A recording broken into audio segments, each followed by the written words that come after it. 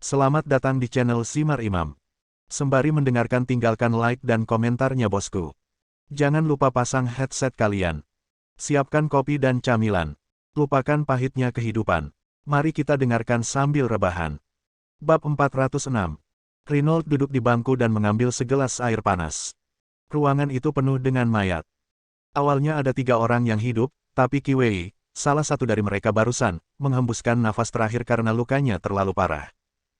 Sekarang di seluruh pos 102, satu-satunya yang hidup adalah Zhang Haimin yang terluka parah dan Liu Yongqiang yang lengannya patah. Zhang Haimin juga kehilangan banyak darah dan hampir mati. Hanya Liu Yongqiang, seorang penerjemah dan bisa mengerti bahasa Inggris, yang diberi perhatian khusus oleh Reynolds dan tetap tinggal. Bang bang bang. Suara peluru terus-menerus terdengar. Salahuddin yang sedang bersandar di dinding, mengangkat matanya dan menatap Reynolds. Reynolds sangat tenang dan berkata sambil tersenyum, "Jangan khawatir, keputusasaan putih pasti akan jatuh ke dalam perangkap dan hancur berkeping-keping." Salahuddin bertanya dengan suara serak, "Karena ada 2 sandera, mengapa kamu menginginkanku?" Orang yang menjadi tahanan. Bahaya.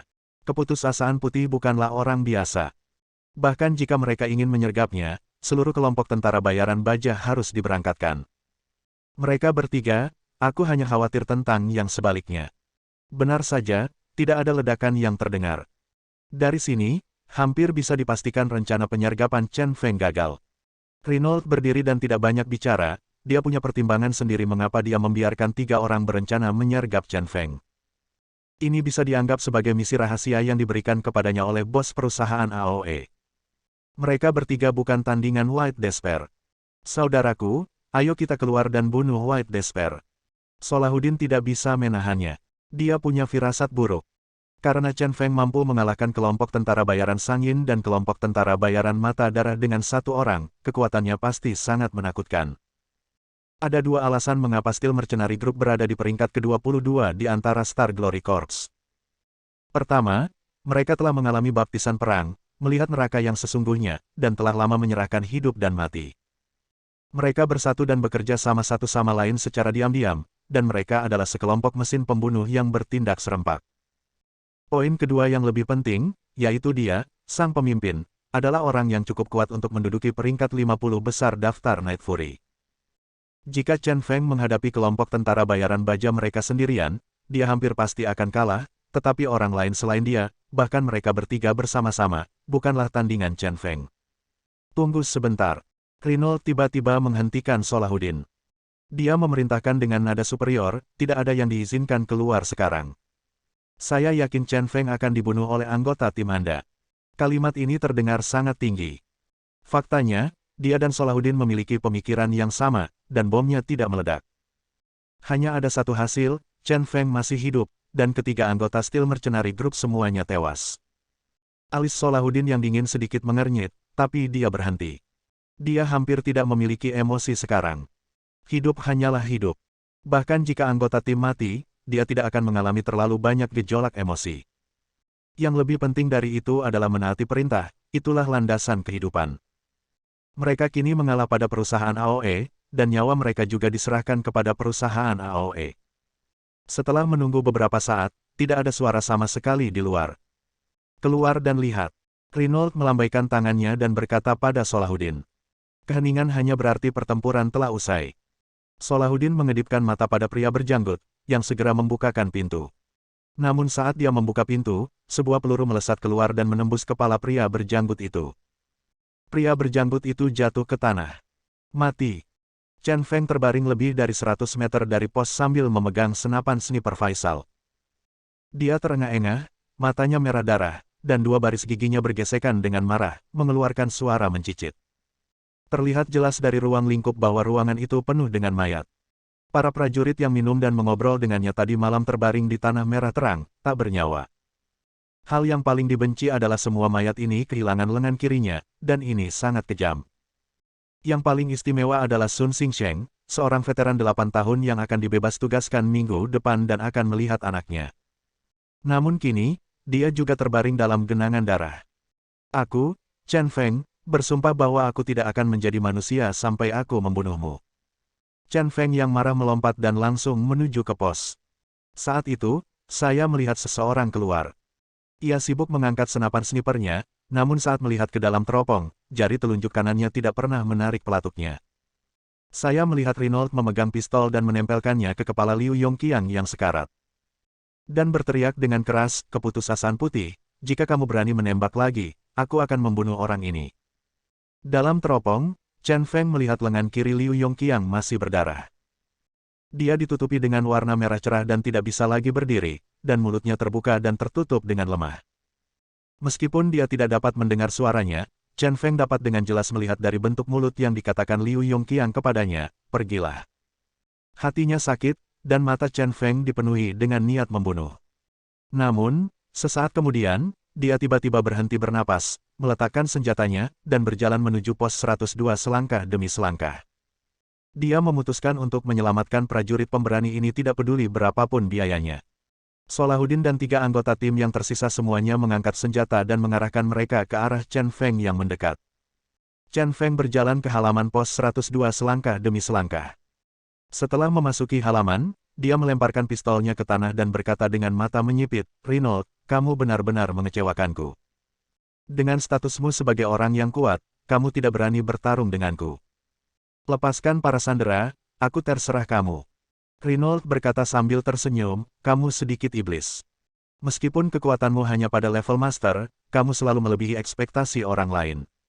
Untuk berjaga-jaga, ini adalah satu-satunya cara. Berhenti bicara omong kosong dan lepaskan. Ayo, aku akan membiarkanmu menanganinya," kata Chen Feng tegas setelah melirik Liu Yongqiang yang sekarat. "Oke, dia laki-laki, tukarkan hidupmu dengan nyawanya."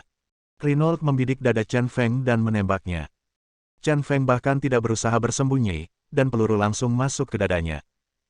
Hati adalah titik terlemah seseorang, meskipun itu Chen Feng. Tubuhnya tiba-tiba jatuh ke tanah, dan sulit untuk bangun kembali. Chen. Liu Yongqiang, yang sedang sekarat, berteriak dengan susah payah, tetapi dia tidak bisa mengucapkan nama Chen Feng secara lengkap. Air mata mengalir dari sudut kedua matanya, bercampur darah dan jatuh di pipinya.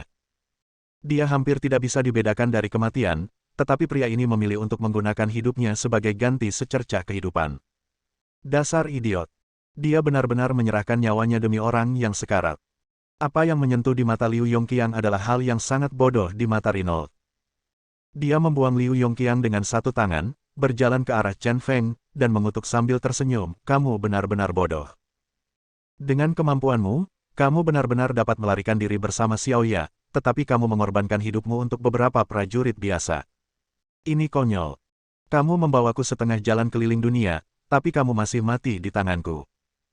Salahuddin di samping berkata dengan suara serak, "Dengarkan perintahku, bidik White Despair dan tembak. Kalahkan dia hingga saringan dan membalaskan dendam saudaranya yang telah meninggal." Bab 407. Dipukul tepat di jantungnya akan membunuh bahkan dewa. Namun Salahuddin masih gelisah dan meminta anak buahnya untuk menembak Chen Feng. Tentu saja tujuan utamanya adalah untuk membalas dendam dan melampiaskan amarah. Bagaimanapun, Chen Feng membunuh 4 saudara laki-lakinya. Tepat ketika dia dan ketiga anak buahnya mengangkat senjata, Chen Feng, yang semula tak bernyawa, tiba-tiba membuka matanya. Tubuhnya memantul dari udara tipis dan berguling ke depan. Semua peluru keempat anak buah Salahuddin menghantam tanah. Ternyata kosong. Bagaimana mungkin? Renault sedikit terkejut, jantungnya masih bisa bergerak setelah dipukul. Apakah orang ini memakai pelindung tubuh? Saat dia terkejut, dia melihat Chen Feng dengan mata tajam, mengeluarkan pistol dari belakang dan menembaknya. Chen Feng baru saja kehilangan senapan sniper dan senapannya, dan pistol itu disembunyikan di pinggangnya, yang berguna saat ini. Renault juga bereaksi sangat cepat, tubuhnya yang besar sangat lincah, dan dia melompat menjauh untuk menghindari peluru. Chen Feng awalnya tidak berpikir untuk memukulinya sampai mati, tetapi memanfaatkan situasi tersebut untuk menjemput Liu Yongqiang yang sekarat, yang berada di belakang Renault, dan melompat menuju kamar. Bunuh dia. Pada saat yang sama, Salahuddin dan anak buahnya melepaskan tembakan lagi. Kali ini, karena dia memegang Liu Yongqiang, kecepatan Chen Feng lebih lambat, dan sebuah peluru meledak tepat di bahu kirinya. Bunga berwarna merah darah. Brengsek. Menahan rasa sakit yang parah, Chen Feng memasuki ruangan. Dengan sekali klik, pesepak bola internasional itu muncul kembali dan langsung menutup pintu.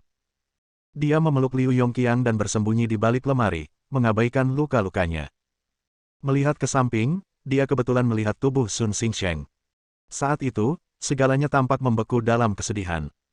Sun Xingsheng telah kehilangan lengan kirinya dan tampak sedih, matanya masih dipenuhi keengganan, dan tangan kanannya melindungi dadanya. Hati Chen Feng sangat sedih, dia membuka tangan kanan Sun Xingsheng dan mengeluarkan foto dari sakunya. Begitulah kerinduan Sun Xingsheng terhadap foto putranya yang ditunjukkannya kepada Chen Feng tadi malam. Si kecil di foto masih begitu gagah, mengenakan seragam militer dan topi militer sambil memegang pistol air. Namun, seluruh gambar diwarnai merah. Tangan Chen Feng yang memegang foto itu mulai bergetar. Dia menyalahkan dirinya sendiri dan berkata, ini semua salahku karena membawa bencana kepadamu. Aku berjanji akan membunuh semua musuh yang masuk ke pos ini untuk memberi penghormatan kepadamu dan semua tentara yang tewas. Setelah membaringkan Liu Yongqiang di tanah, Chen Feng berdiri. Tatapan mematikan di matanya hampir mencapai langit. Mulut Liu Yongqiang bergerak, tetapi dia tidak dapat berbicara. Saya hanya merasa Chen Feng adalah orang yang sama sekali berbeda pada saat itu. Auranya sangat kuat dan mengintimidasi segalanya. Mata Chen Feng dingin, dan dia mengambil langkah berat selangkah demi selangkah. Berjalan ke pintu kamar, dia menendang pintu hingga terbuka dengan tendangan yang sangat mendominasi. Ketika Renault dan yang lainnya mendengar suara itu, mereka semua mengangkat senjata. Jangan bergerak. Ketika dia melihat Chen Feng, Renault mengangkat tangannya untuk memberi isyarat kepada semua orang agar tidak menembak. Menurutnya, Chen Feng sudah menjadi ikan di talenan dan terkendali. Dia ingin melihat apa alasan orang ini menghindari pukulan fatal itu. Karena dia menemukan bahwa Chen Feng sama sekali tidak mengenakan rompi anti peluru, dan dadanya berdarah. Tapi dia belum mati. Chen Feng tidak berniat menembak, tetapi menjatuhkan pistolnya ke tanah. Lalu dia mengangkat kepalanya dan menatap Renault dan yang lainnya dengan mata merah darah. Aku bisa mengerti bahwa kamu ingin mencegah Xiaoya kembali ke kerajaan naga, dan aku bisa mengerti jika kamu ingin membunuhku. Bahkan jika kamu melakukan ini, aku bisa menghadapimu dengan tenang. Tidak seharusnya, kamu tidak boleh menginjakkan kaki di tanah kerajaan naga, apalagi membantai tentara kerajaan naga kita. Apa yang telah kamu lakukan adalah penghinaan dan intimidasi terhadap negara besar ini. Aku, Chen Feng, bersumpah di sini akan menggunakan tulangmu untuk menopang tiang bendera yang runtuh. Untuk memberi penghormatan kepada para prajurit yang mati. Siapapun yang menghina kerajaan naga kita akan dihukum. Hari ini, saya, Chen Feng, di sini untuk membela martabat negara, dan pos 102 dengan tubuhku sendiri. Satu-satunya hasil bagimu adalah satu, yaitu kematian. Suara Chen Feng bergema di seluruh dunia, dan aura yang memancar dari tubuhnya menyelimuti seluruh gunung. Aura pembunuhnya naik dan terbang langsung ke 9 langit. Keberanian yang teguh bahkan lebih menakutkan. Saat ini, dia adalah bek terakhir. Momentum Chen Feng membuat takut Renault dan lainnya. Sulit bagi mereka untuk percaya bahwa Chen Feng, yang terluka parah, dapat memiliki keberanian yang begitu besar untuk mempertaruhkan nyawa dan kematian orang lain di tangannya. Ini sungguh mengerikan, bahkan menakutkan. Renault dan Solahuddin, dua orang kuat, sama-sama merasakan krisis yang paling parah. Setelah menenangkan diri, Renault mendengus dingin dan berkata, keputusasaan putih, jangan menggertak. Kamu satu-satunya, dan kamu masih tubuh yang dimutilasi. Hidup dan matimu sendiri tidak terjamin, jadi mengapa membunuh seseorang? Hanya aku dan Solahuddin, sekarang. Aku bisa membunuhmu dengan mudah. Mendengar ini, Chen Feng mengangkat kepalanya dan tertawa. Suaranya sangat keras hingga bergema antara langit dan bumi dalam waktu yang lama. Dia mencibir dengan jijik dan berkata, katak di dalam sumur itu merasa benar sendiri dan tidak mengetahuinya kapan dia akan mati. Apakah menurutmu kalian berdua orang kuat itu sangat kuat? Renault segera terkejut dan panik. Chen Feng ini benar-benar gila, dia benar-benar mengucapkan kata-kata gila seperti itu. Dia sendiri berada di ranah master, namun dia berani meremehkan dua pria kuat. Tapi aneh, entah kenapa Renault sedikit takut mendengar kata-kata tersebut. Itu bersifat naluriah, seolah menghadapi ketakutan yang sangat mengerikan dan tidak diketahui. Dia melirik Solahuddin dan menemukan bahwa wajah Saladin, yang sudah lama tanpa ekspresi, juga terlihat jelas panik. Apa yang terjadi di sini? Seorang master benar-benar menakuti kedua pria kuat ini hanya dengan beberapa kata. Saat ini, komunikator yang nyaman di Renault berbunyi. Ini adalah satu-satunya jaminan baginya untuk menghubungi perusahaan di negara lain. Renault, aku memberimu perintah baru sekarang. Jika kamu gagal mengejar Xiaoya dan Chen Feng, menyerahlah. Kamu tidak boleh terus mengejar dan berkonflik dengan Chen Feng, apalagi menginjakkan kaki di kerajaan naga dengan gegabah. Petik 2. Pakai saja headphone-nya, lalu suara pria misterius terdengar, sangat dalam. Mengapa ini? Kami telah memaksa Chen Feng ke dalam situasi putus asa. Kami akan segera melakukannya. Renault menjadi bersemangat. Pada titik ini, manajemen senior perusahaan sebenarnya memintanya untuk menyerah, yang sangat sulit dia pahami. Renault, ada apa? Apa kamu akan melanggar perintahku? Suara di seberang tiba-tiba berubah menjadi dingin. Renault langsung menjadi hormat dan buru-buru berkata, saya tidak berani, maaf, sikap saya sedikit bersemangat sekarang. Orang di seberangnya juga sedikit tenang, lalu menjelaskan, sejujurnya, terakhir kali Anda meminta perusahaan untuk memeriksa Huota, mengenai berita bahwa Chen Feng menghilang selama beberapa tahun, perusahaan menggunakan banyak koneksi untuk mendapatkan informasi yang tepat. Chen Feng dan Huota di penjara Guantanamo selama tahun-tahun itu, dan Chen Feng adalah orang pertama yang melarikan diri dari penjara Guantanamo. Mungkin kita tidak bisa lagi menyebutnya orang yang sederhana, tetapi harus menjadi dewa kematian. Renault menatap Chen Feng lagi, dan keringat dingin langsung mengalir. Dia tahu tentang keberadaan penjara Guantanamo, seseorang benar-benar melarikan diri dari penjara yang menakutkan dan defensif ini. Dewa kematian benar-benar telah datang ke dunia. Dia benar-benar ketakutan sekarang. Kekuatan yang ditunjukkan Chen Feng sebelumnya pasti palsu. Bab 408. Tidak, ini tidak mungkin. Bagaimana kamu bisa menyembunyikan kekuatanmu seperti ini? Renault masih tidak mempercayainya. Meskipun dia hanya melakukan beberapa gerakan dengan Chen Feng bahkan tidak bisa memadatkan Ki Guard, mengandalkan sepenuhnya pada miliknya kekuatan dan kecepatan fisik yang brutal. Berjuang keras. Orang-orang seperti itu adalah makhluk tertinggi yang menguasai dan tidak bisa menjadi kuat. Dewa kematian. Konsep apa itu? Ini adalah eksistensi yang berdiri di puncak dunia, dan merupakan kepercayaan dari banyak orang percaya. Chen Feng adalah dewa kematian, yang tidak bisa dia terima. Juga, kenapa kamu tidak mati setelah ditembak tadi? Apa yang tersembunyi di dadamu? Renault terus bertanya, dan misteri seputar Chen Feng hampir membuatnya gila. Salahuddin di samping memiliki ekspresi muram di wajahnya dan berkata dengan suara serak, kekuatan dewa kematian pasti lebih dari ini. Itulah dewa pedang yang saya percayai. Jelas, Salahuddin tidak setuju dengan pernyataan bahwa dia, Chen Feng adalah dewa kematian. Saat aku membunuhmu hidup-hidup, pergilah menemui Raja Neraka dan tanyakan. Chen Feng memegang pedang putih dan langsung menyerang dengan kekuatan guntur. Dia sudah lama kehilangan kesabarannya dan hanya ingin mencabik-cabik binatang buas ini. Sedangkan untuk dewa kematian hanya bisa dirasakan oleh lawan melalui gemetarnya pertarungan. Menghadapi Chen Feng lagi, Renault sudah waspada dan kurang memiliki ketenangan dan keberanian seperti pada pertarungan pertama. Dia memutar matanya, merasa lemah, dan mundur beberapa langkah. Pria yang agung dan berkuasa sebenarnya bersembunyi di balik 4 anggota grup mercenari baja yang tersisa. Huff. Salahuddin mencibir melihat kelakuan Renault. Orang seperti itu tidak pantas disebut pejuang. Dia tidak takut pada Chen Feng, dia memegang pedang dan menghadapinya. 3 anggota grup tentara bayaran baja lainnya memegang senjata pendek dan membidik Chen Feng. Tubuh Chen Feng sangat lincah, bergerak seperti ular dengan kecepatan sangat cepat. Tidak hanya menghindari peluru, ia bahkan mendatangi Salahuddin, membalikkan badan, mengayunkan pedang putihnya, dan menyerang lawan dengan satu pukulan. Tidak lebih dari itu. Salahuddin mencibir apa yang ditunjukkan Chen Feng belum melampaui level seorang master. Dia memblokirnya dengan pisaunya dan menginjak tanah dengan kaki kanannya, menciptakan lubang di tanah. Seluruh tubuh dipenuhi energi gelap, naik dengan kekuatan, seperti gunung yang stabil, naik secara horizontal. Bang! Kedua bilahnya bertabrakan, memicu percikan api. Huff!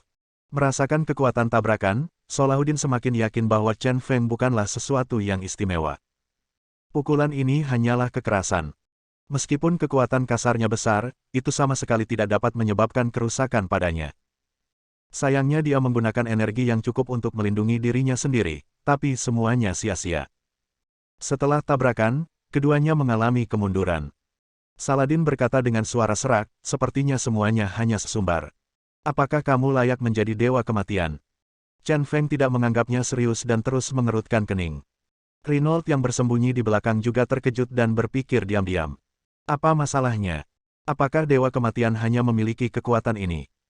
Memikirkannya seperti ini, tinjuku menjadi semakin gatal, dan akhirnya aku tidak tahan lagi, jadi aku berhenti menghindar dan bergegas ke depan. Pisau tangan petir. Pisau tangan adalah aksinya yang terkenal. Pada saat ini, dia memiliki dua telapak tangan di dadanya. Perlindungan udara yang kuat sepertinya telah menempelkan lapisan-lapisan udara di kedua telapak tangannya. Serangan telapak tangan dengan kekuatan penuh dapat membunuh seekor harimau. Salahuddin mengikuti jejak Reynold, memegang pisau dan berjalan berkeliling seperti hantu.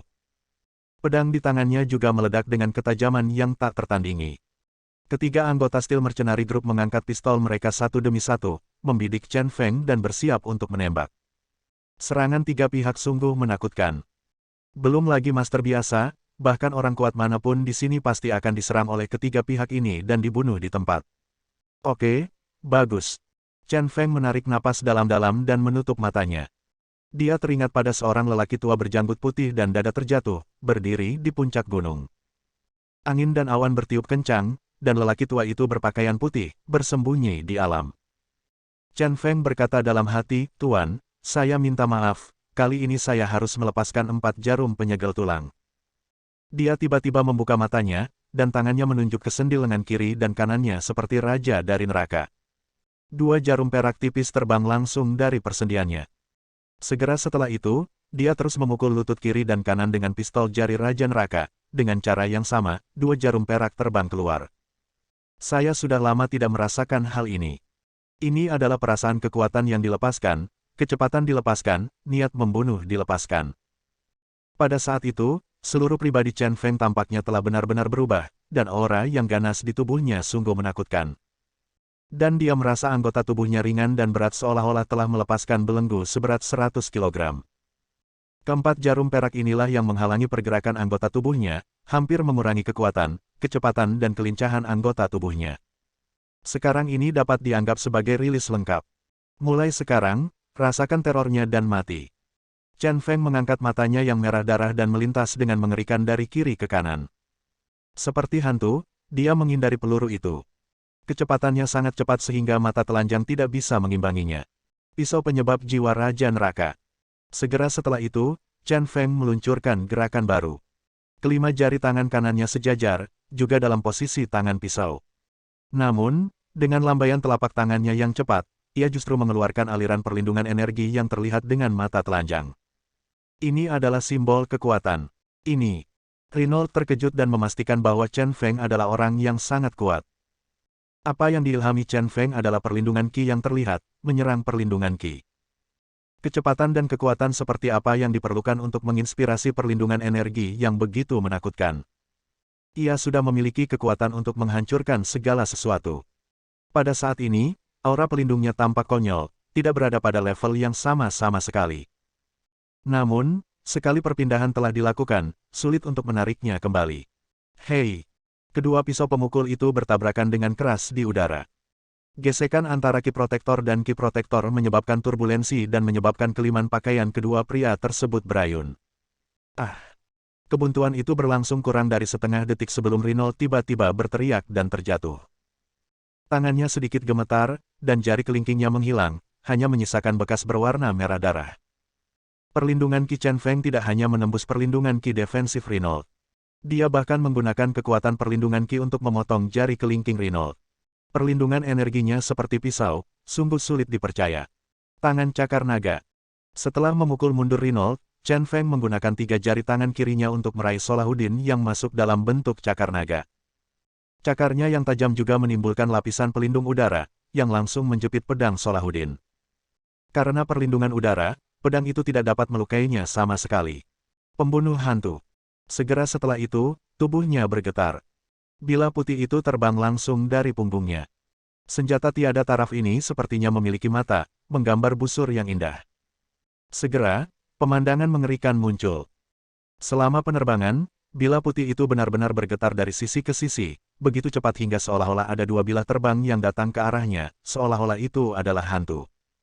Bagaimana mungkin? Salahuddin, meskipun sudah lama berada di medan perang, terpana dengan metode yang luar biasa ini. Sekarang pedang telah dikendalikan oleh Chen Feng, itu sudah menjadi situasi berbahaya ketika serangan tangan kosong datang. Untungnya, pengalaman hidup dan mati selama bertahun-tahun memungkinkan dia membuat keputusan yang tepat pada saat kritis. Pokek melepaskan ekornya. Saya melihatnya meninggalkan pedangnya dan menggerakkan kakinya dengan cepat kembali ke tanah. Ketika kecepatan terbang pedang putih itu hampir sama, dia tiba-tiba membungkuk ke belakang dan jatuh ke belakang. Kemudian dia meletakkan tangannya di tanah di samping telinganya, dan seluruh tubuhnya bersandar di tanah. Bilah putih itu terbang melewatinya. Bilah putih yang berputar itu sepertinya tersengat listrik. Kalau dipotong pasti kulit dan dagingnya pecah. Persetan denganmu. Chen Feng tidak bisa membiarkannya menghindar dengan mudah, dia meraih pedang di tangan kirinya dan mengayunkannya dengan keras. Pedang itu menusuk perut Solahuddin dengan kecepatan yang sangat cepat dengan suara pop. Ah! Solahuddin meratap dengan lesu. Segera, pedang putih itu berputar dan terbang kembali ke tangan Chen Feng. Ketiga anggota Steel Mercenary Group semuanya menembak dengan tergesa-gesa. Bang bang bang. Pelurunya mengenai, tetapi tubuh Chen Feng bahkan tidak bergerak. Dia berdiri di sana dengan dominan, memegang pedang putih dan menggaruknya di depannya beberapa kali. Ketiga peluru itu dibelokkan oleh pedang putih itu. Hanya kalian bertiga, apakah kalian ingin menari? Raja Neraka memerintahkan pasukannya. Mata merah darah Chen Feng melotot, dan dia mengayunkan pedang putih itu dengan pergelangan tangan kanannya dengan kekuatan yang ekstrim. Bilah putih yang berputar itu menyerang lagi, langsung memotong bagian kiri wajah orang pertama. Kemudian ia melompat dan mencakar bahu kiri orang kedua. Ia terus memukul dan mencakar lutut orang ketiga. Bab 409. Langkah Hantu. Pada saat ini, tubuh Chen Feng diselimuti aura suram. Sosoknya bergoyang, dan dia melompat ke depan seperti hantu. Dia meraih pedang putih yang berputar itu dan mengayunkannya 3 kali berturut-turut. Saya melihat 3 kepala terbang ke langit seperti bola karet. Kemudian jatuh ke tanah. Mayat ketiga anggota tim tentara bayaran baja semuanya jatuh ke tanah setelah menyemburkan pilar darah. Inilah bedanya. Di mata Chen Feng, ketiga anggota Steel Mercenary Group ini tidak jauh berbeda dengan tumpukan kayu. Reynolds menutupi tangan kanannya yang kehilangan jari kelingkingnya, wajahnya terlihat sangat jelek. Dia sekarang percaya bahwa kekuatan Chen Feng benar-benar melebihi miliknya. Perlindungan Qi-nya hanya dapat digunakan sebagai perlindungan paling biasa, sedangkan perlindungan Qi Chen Feng sudah menjadi perlindungan Qi ofensif yang menakutkan. Ada rintangan dari melindungi Qi hingga menyerang Qi. Itu adalah ketinggian yang tidak bisa dia capai selama bertahun-tahun. Tapi sekarang Chen Crazy, apakah itu kecepatan, kekuatan, keterampilan pedang atau perlindungan udara, benar-benar lebih unggul dari dia dan Saladin. Keputusasaan putih, kenapa kamu ingin menyembunyikan kekuatanmu? Saat ini, Reynolds masih penasaran.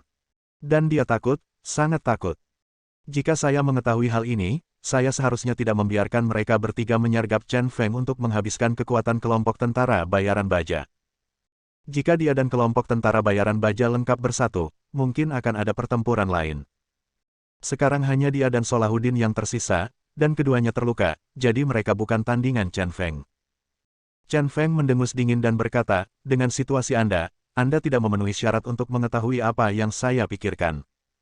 Sekali lagi, jika Anda ingin tahu, Anda hanya bisa bertanya kepada Raja Neraka. Saat ini, Chen Feng tidak punya penjelasan sama sekali untuk rasa penasaran Reynolds. Dia hanya punya satu hal dalam pikirannya, dan itu adalah membunuh Reynolds. Membunuh. Reynolds mengerti bahwa dia pasti tidak akan bisa melarikan diri dengan berlari, dan satu-satunya cara sekarang adalah bertarung dengan seluruh kekuatannya. Dia hendak melangkah maju, tapi melihat Solahuddin bergegas keluar seperti orang gila. Orang ini benar-benar mencabut pedang dari tubuhnya dan menikam Chen Feng tanpa mempedulikan lukanya. Pukulan itu sangat mendadak. Tindakan mencabut pedang dari tubuhnya mengejutkan Chen Feng. Pedang Solahuddin mempunyai kait di ujungnya, ia mencabutnya dan mengeluarkan ususnya. Begitu saja, ususnya mengalir keluar dan menyerang Chen Feng. Perubahan bertahap ini begitu gila sehingga Chen Feng saat ini bukan lagi sesuatu yang bisa diserang Solahuddin. Dia hanya mengelak dan dengan mudah menghindari pedang Solahuddin. Saat ini, Solahuddin melakukan tindakan gila. Dia benar-benar berbalik, menarik ususnya, dan melemparkannya ke wajah Chen Feng. Brengsek. Chen Feng tertegun. Dia melihat usus yang terbang dan tertegun sejenak. Benar-benar psikopat. Dengan cepat, dia memegang pisau putih di tangan kanannya dan mengayunkannya ke atas, memotong ususnya. Usus merah cerah berterbangan seperti hujan. Tetapi pada saat ini, Salahuddin memegang pedang putih itu dengan sudut yang rumit dan menggunakan seluruh kekuatannya untuk mengaktifkan lapisan energi serangan di ujung pedangnya, dan menikam Chen Feng dengan keras. Chen Feng sedikit banyak terpengaruh karena ususnya berada di sekitar matanya sekarang. Momen gangguan inilah yang memungkinkan Salahuddin memanfaatkan kesempatan itu dan menusukkan ujung pisaunya ke dada Chen Feng. Haha, pergilah ke neraka. Pedang itu menembus dagingnya, dan Saladin berhasil melukai Chen Feng. Apalagi lokasi lukanya sangat fatal, yaitu di dada. Kali ini ujung pisaunya dilindungi oleh udara, jadi meskipun Chen Feng mengenakan pelindung tubuh, pisau itu masih bisa menembus. Dan begitu menembus sepenuhnya dan melukai jantung, Chen Feng pasti akan mati. Bagus sekali. Reynolds sangat gembira dan tidak bisa menahan senyum bangga. Salahuddin ini benar-benar seorang yang putus asa, dan dia bisa menggunakan taktik seperti itu. Melihat dia selesai, ekspresi Salahuddin tiba-tiba berubah. Meski ujung pisaunya menembus, namun hanya masuk sedikit, sekeras apapun dia menusuk dengan tangannya, dia tidak bisa menusuknya lagi. Seolah-olah ada sesuatu di dalam daging Crazy Chen yang menghalangi pedangnya. Kematian. Tiba-tiba, suara kematian terdengar di kepala Salahuddin. Dia mengangkat matanya dan melihat wajah yang sangat menakutkan, penuh dengan kekerasan yang ekstrim. Dia tidak merasa takut selama bertahun-tahun, tetapi pada saat itu, tubuhnya mulai gemetar. Raja Neraka menodongkan senjatanya. Jari telunjuk kanan Chen Feng tiba-tiba menembus alis Salahuddin. Kekuatan Chen Feng begitu besar sehingga jari-jarinya terendam seluruhnya dan telapak tangannya masih mengarah ke depan. Hingga mengenai kepala Salahuddin hingga membuat kepala lawan retak. Mata Salahuddin melotot, sama sekali tak bernyawa. Chen Feng menurunkan tangan kanannya dengan ringan, darah menetes dari jari telunjuknya. Saat ini, dia adalah dewa kematian yang berjalan di dunia. Reynolds tercengang, ketakutan menguasai tubuh besarnya. Dia melangkah mundur selangkah demi selangkah, menatap Chen Feng yang dipenuhi aura pembunuh dengan mata ketakutan. Katakan padaku, mengapa kamu ingin membunuh tentara di poster depan ini? Chen Feng menatap Reynolds dengan mata merah darahnya dan bertanya dengan tegas. Mereka tidak memiliki permusuhan terhadap Anda. Bahkan jika Anda ingin membunuh saya, tidak ada alasan untuk memperlakukan mereka begitu kejam. Apa perbedaan tindakan Anda dengan binatang? Chen Feng bertanya lagi, mendekati Reynolds selangkah demi selangkah. Reynolds benar-benar tertekan oleh momentum Crazy Chen dan terhuyung mundur. Jalang, tahukah kamu bahwa paman mereka akan dibebas tugaskan dan pulang minggu depan, dan anak-anak serta istrinya sedang menunggunya di rumah. Pada titik ini, Chen Feng tidak bisa menahan diri untuk tidak menjadi marah. Terkejut dengan momentum Crazy Chen, tubuh Reynolds membeku dan dia tidak bisa bergerak. Dengan satu serangan, pedang putih itu terbang ke langit, dan lengan kiri Reynolds terangkat. Lengannya terangkat ke udara, darah berceceran, dan Reynolds terus meratap. Apakah kamu juga merasakan sakit seperti ini?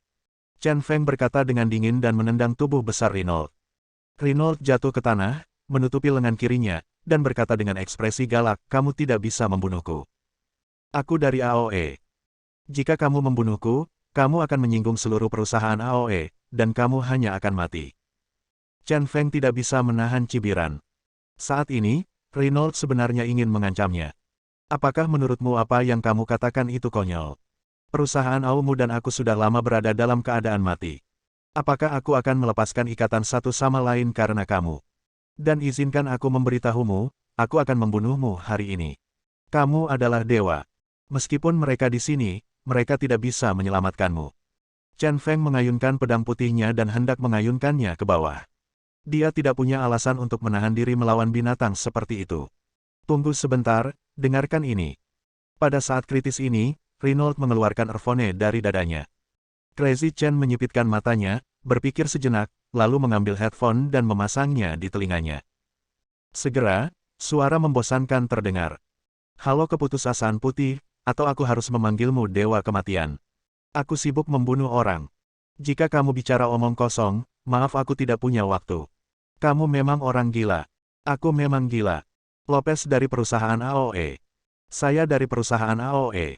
Bagaimana dengan salah satu pengontrol? Beri saya muka, biarkan Reynolds pergi. Perusahaan AOE kami tidak dapat meminta pertanggungjawaban Anda atas tindakan Anda di masa lalu. Setelah mendengar ini, Chen Feng tidak menahan tawa dan berkata, berikan kamu wajah. Siapa kamu? Menurutmu siapa perusahaan AOmu? Saya akan membunuh Renault hari ini, apa yang dapat Anda lakukan terhadap saya? Lopez juga cemas dan berkata, jangan membuat hal-hal menjadi mustahil, bahkan jika kamu adalah salah satu dari 8 dewa, dan perusahaan AOE kami juga memiliki kemampuan untuk membuatmu jatuh ke altar, jadi pikirkanlah. Tidak perlu memikirkannya, ayo kamu mendengarkan suara yang indah. Chen Feng benar-benar kehilangan kesabarannya, dan bila putih itu ada di telapak tangan kanannya dengan kecepatan tinggi. Pedang itu berputar dan terbang tiba-tiba, mengiris tepat di leher Renault. Ah! Renault mengerang pelan, dan garis merah muncul di lehernya. Segera setelah itu, seluruh kepala terlepas dari lehernya. Chen Feng berkata dengan sangat mendominasi, apakah kamu mendengar itu? Ini adalah tangisan terakhir Renault sebelum kematiannya. Jika aku membunuhnya, apa yang dapat kamu lakukan padaku? Bab 410. Oke, Chen Feng yang hebat, keputusasaan putih, kematian yang luar biasa.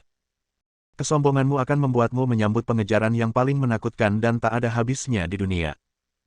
Suatu hari, kamu akan menyesalinya, kamu akan membayar apa yang kamu lakukan hari ini, dan kamu akhirnya akan menyadari seperti apa keberadaan perusahaan AOE itu. Kata Lopez dengan marah, lalu memutus sinyal komunikasi. Huff, kamu idiot yang merasa benar sendiri. Chen Feng juga marah dan menghancurkan headset komunikasi dengan tangan kanannya. Tidak dapat memahami kebenciannya, dia terbang dan menendang kepala Renault seperti bola. Kepalanya membentur dinding dengan keras, meninggalkan bekas darah berbentuk lingkaran. Perusahaan senjata kecil sangat arogan. Bukan dia, Chen Feng, yang akan menyesalinya, tapi perusahaan AOE. Merasa akan menyesal telah memprovokasi keberadaan mengerikan yang seharusnya tidak mereka provokasi. Saat itu, seluruh domain BM akan bergetar. Setelah mengalami pertempuran di pos luar 102, Chen Feng membunuh Renault dan melenyapkan grup tentara bayaran baja dengan mengorbankan kekuatan aslinya. Jika kisah pertempuran ini diketahui dunia malam gelap, seluruh dunia malam gelap pasti akan mendidih. Karena Dewa Kematian telah tiba. Dewa Kematian, salah satu dari 8 dewa yang kosong selama ratusan tahun, telah tiba. Ini pasti akan mengejutkan dunia. Namun, Chen Feng belum mengungkapkan keinginannya. Mari kita lihat sikap AOE sekarang. Jika mereka bersikeras mengungkap identitas Chen Feng, berita itu akan menyebar seperti api tanpa bisa menyembunyikannya. Hasil akhirnya juga akan diketahui semua orang. Memikirkan kembali beberapa bulan yang lalu, ketika Chen Feng kembali ke kerajaan naga dari penjara Guantanamo, hal pertama yang dia lakukan adalah menemukan seorang lelaki tua berjanggut putih dan tulang abadi di pegunungan Kunlun yang menjulang tinggi. Orang tua itu menembus tulangnya dengan jarum perak, mengurangi kekuatannya ke tingkat di bawah kekuatan yang kuat dan puncak dari sang master. Alasan yang sangat penting untuk melakukan ini adalah untuk menyembunyikan kekuatan seseorang. Orang tua itu sering berkata kepadanya, jika sebatang pohon indah di hutan, maka ia akan hancur oleh angin. Jika Anda sangat sabar, Anda tidak akan bermoral, tetapi Anda akan bersabar. Di antara orang-orang biasa, hanya dengan mengikuti alam, tidak melakukan apapun dengan benar atau melawan arus, apakah kamu akan mampu bertahan untuk waktu yang lama? Dia tidak memahaminya pada awalnya, tetapi akhirnya dia memahaminya. Dia ditakdirkan untuk berjalan di ambang kehidupan dan kematian dalam kehidupan ini. Hanya dengan menyembunyikan keunggulannya dia dapat bertahan untuk waktu yang lama. Ini juga cara dia memantapkan dirinya selama bertahun-tahun. Hanya dengan selalu menyembunyikan kartu trufnya dia tidak akan pernah ditemukan oleh orang lain dan dia akan selalu tak terkalahkan. Tentu saja, ada alasan lain yang lebih penting untuk menggunakan jarum penyegel tulang. Tapi alasan itu ada hubungannya dengan lubang hitam di belakang Cao Baibai. Ketika Kapten Sun Du tiba, dia terpana dengan pemandangan di depannya. Mengejutkan, ini hanya bisa digambarkan sebagai mengejutkan. Tanahnya penuh dengan mayat, dan tanahnya berlumuran darah. Chen Feng memaksa Liu Yong untuk menghentikan pendarahannya, dan juga menghentikan pendarahan Zhang Haimin, yang hanya bernapas. Meski ada secercah harapan, ia akan berusaha keras meninggalkan semangat untuk pos 102. Kemudian, dia diam di halaman sambil berpegangan pada tiang bendera yang lurus. Melihat ke atas, bendera cerah berkibar tertiup angin saat ini. Ini mungkin hal terakhir yang bisa dia lakukan untuk para pahlawan di pos terdepan ini. Di depan mataku, wajah-wajah dengan kulit yang sangat gelap dan sederhana itu sepertinya muncul lagi, dan di telingaku, suara para pahlawan level terendah ini juga terdengar. Nama saya Sun Xingsheng. Saya berasal dari Rizhao, Provinsi Shandong. Saya telah menjadi tentara selama 8 tahun. Saya akan segera dibebas tugaskan dan saya dapat bertemu anak-anak saya. Nama saya Liu Yongqiang. Saya dari Kabupaten Wugong, Provinsi Qin. Saya telah menjadi tentara selama 3 tahun. Saya berharap suatu hari nanti, bisa menjadi penerjemah sejati. Nama saya Zhang Haimin, dari Langzhong, Provinsi Sichuan, dan saya telah menjadi pejuang selama 5 tahun.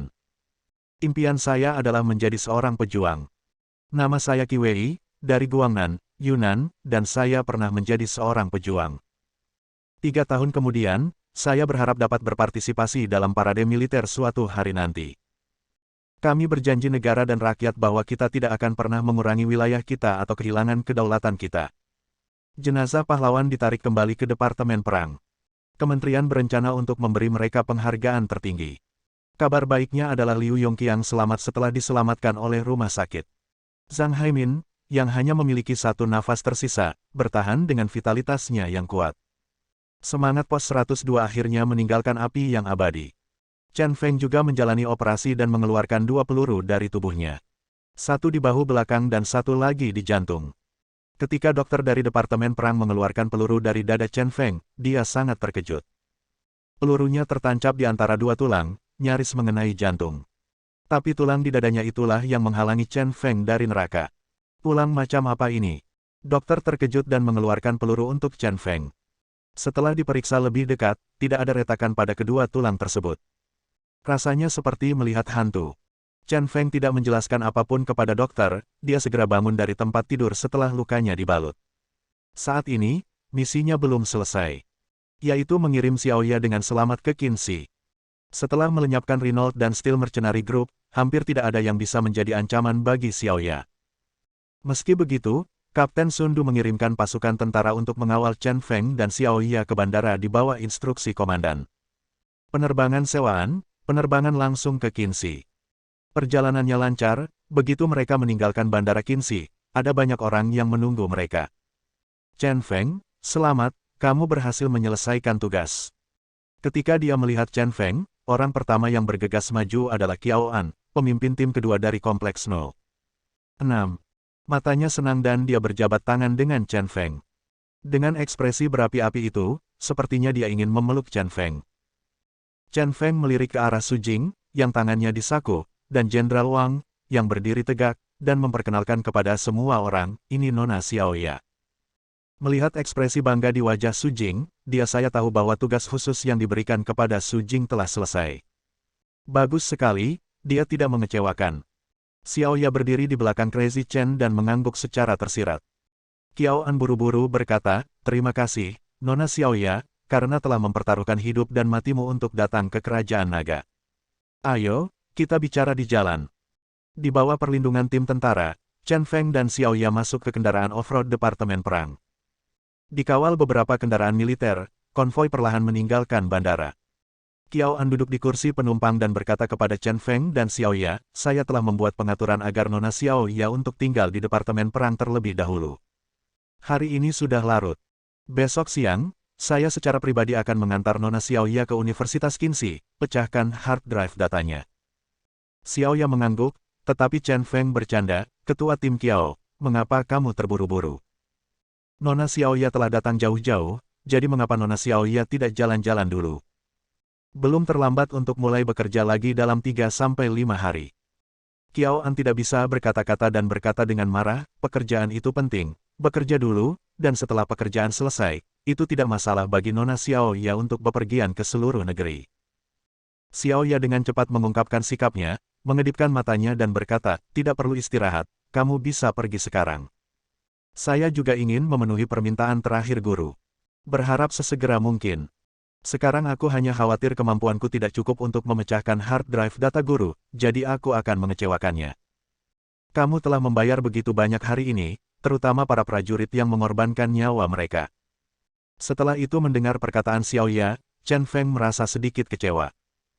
Ya, kita tidak bisa mengecewakan para pahlawan yang berpulang di pos 102. Baiklah, saya akan pergi ke Universitas Qinxi besok dan saya secara pribadi akan mengantarmu. Kata Chen Feng. Bersambung. Nantikan bab selanjutnya bosku.